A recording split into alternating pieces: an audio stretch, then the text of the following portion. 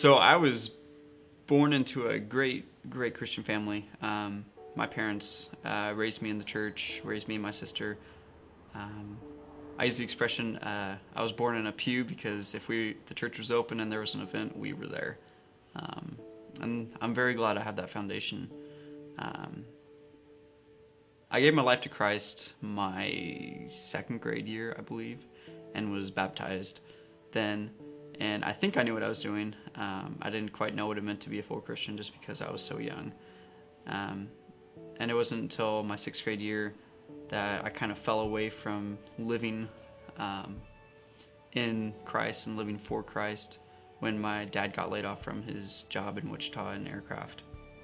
And it was then where I started slipping into sinful ways, like just not acknowledging my parents at all, just ignoring what the preacher was saying, gratifying myself in ways that I shouldn't have.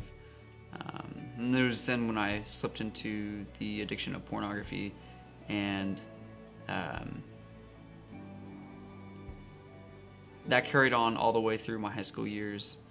It wasn't until my sophomore year that God really gave me a wake-up call saying, hey, you need to live for me, you need to stop messing around and do your job because I have a better plan for you. I have a plan for your life and your future.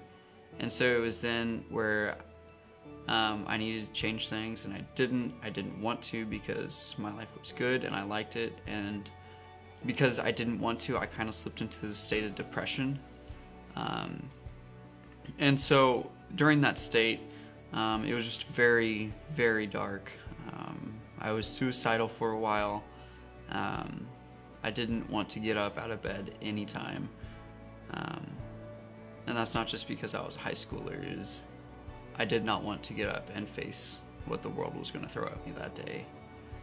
And so by my senior year, I decided that I needed to stop feeling sorry for myself and actually make a change for myself and actually depend on who I was, because I was going into full-time ministry and I had to change myself so that I could be the best for God and present myself before God.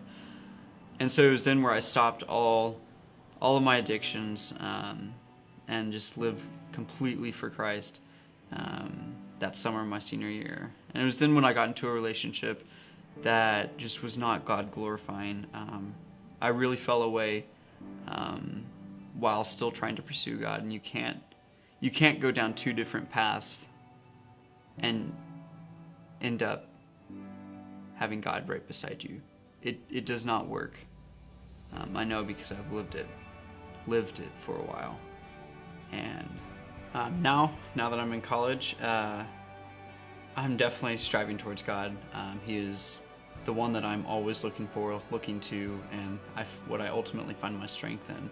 And I know through every situation that I can always lean into Christ, even in the darkest depths of any sort of state of depression that I may get into.